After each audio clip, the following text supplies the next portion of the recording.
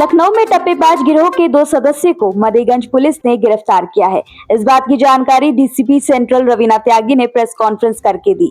दोनों आरोपी मां बेटा विदेशी करेंसी बदलने के नाम पर लोगों से ठगी करते थे।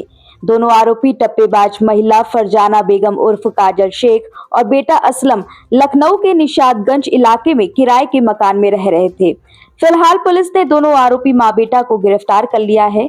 दोनों के पास से रुपए 200 दिरहम, एक स्कूटी और एक मोबाइल फोन बरामद किया है। टीम सेंट्रल जोन की और जो मध्य जोन की सर्विलांस टीम है, एसओजी टीम है, उनके द्वारा 2 टप्पेबाजों की आज गिरफ्तारी की गई है।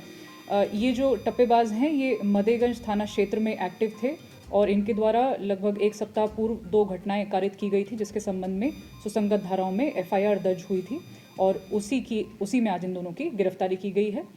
मोडस ऑपरेंडी इनका जो है कार्य करने का तरीका कुछ इस प्रकार था कि ये जो फॉरेन करेंसी है उसको सस्ते में एक्सचेंज करने में लोगों को फंसाती थी और फिर धोखाधड़ी उनके साथ की जाती थी। उदाहरण के तौर पर उनको 100 रुपये की दिरहम दिखाई जाती थी और बताया जाता था कि मेरे पास कई गड्डियों में ये मौजूद हैं, लगभग 10 लाख की कीमत की हैं और अगर आप चाहेंगे, मुझे पैसों की ज़रूरत है तो आपको 6 लाख में मैं दे दूँगी। तो इस तरीके से बातों में फंसा करके उनके साथ धोखाधड़ी की जाती थी और जब एक्चुअल एक्सचेंज होता था तो उसमें न्यूज़पेपर की कटिंग की गड्डियाँ बनाई जाती थी जो कि उनको दिया जाता था। तो आज इनकी इसी संबंध में गिरफ्तारी हुई है। जो दोनों अभियुक्त हैं वो हैं असलम और फरजाना बेगम। ये महिला जो है ये इनकी माताजी भी हैं। ये दोनों ही दिल्ली के रहने वाले हैं और हाल में निशादगंज में आकर के इन्होंने रहना शुरू किया था।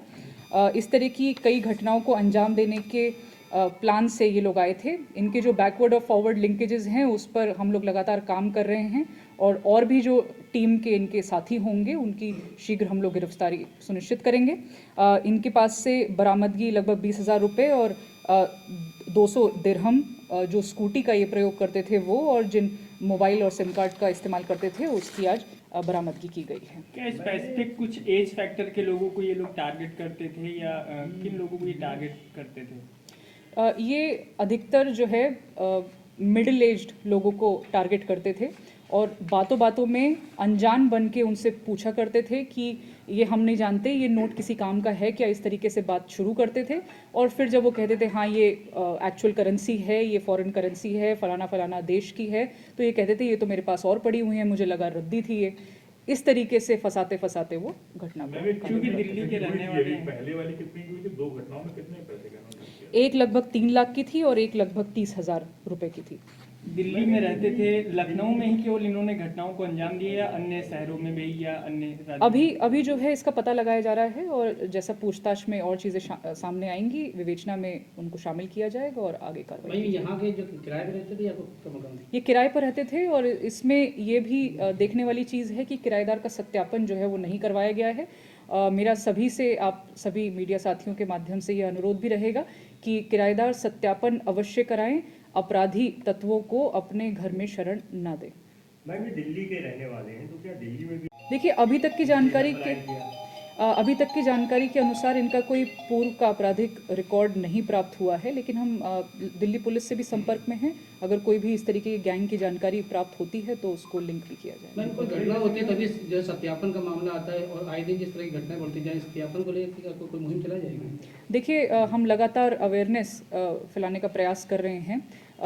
सभी थाना क्षेत्रों में, चौकी क्षेत्रों में एक अभियान के रूप में शाम को पैदल गश्त के दौरान भी हम लोगों से इसी संबंध में रिक्वेस्ट भी करते हैं और सभी मीडिया बंधुओं से भी ये आग्रह रहेगा कि आपके माध्यम से भी ये चीज़ लोगों तक पहुँचे। मैम इनको पकड़ने का इस्तेमाल करती थी तो लिहाजा ये पकड़ी कैसे कि मतलब कैसे ये गंजे में आई? देखिए इसमें तमाम जो सीसीटीवी कैमराज हैं उनका इस्तेमाल किया गया और सर्विलांस के माध्यम से इनका फाइनली इनके बारे में जानकारी करके और गिरफ्तारी की। 3 लाख रुपए से ठगे गए थे महिला औरत से, उसमें इन्होंने बदले क्या दिया था इनको?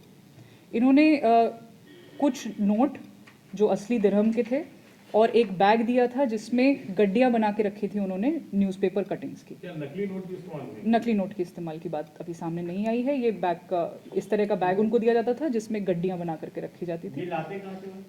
कैसे लाते? ये इनके जो और गैंग मेंबर्स हैं उन पर काम चल रहा है। इनके द्वारा जो पूछताछ में सामने आया है वहीं से प्राप्त इनके यानी ये और एक बड़ा सिंडिकेट है जो कई लोग साथ मिलकर काम करते हैं। इस संभावना से इनकार नहीं किया जा सकता। कितने लोग हैं मैम गैंग में? अभी जानकारी पूरी नहीं है, जो आगे विवेचना में सामने आएगा धर्म मैम जो दिए गए हैं वो ओरिजिनल वो ओरिजिनल है। मैम इनका प्रोफाइल बता दिए आपस में क्या कनेक्शन है। ये जो है माँ बेटे हैं और इनके पति की मृत्यु कुछ समय पूर्व हो गई थी। इनकी जो भाषा का ये इस्तेमाल आपस में कर रहे हैं वो बंगाली है। लखनऊ में कब से थे मैम ये?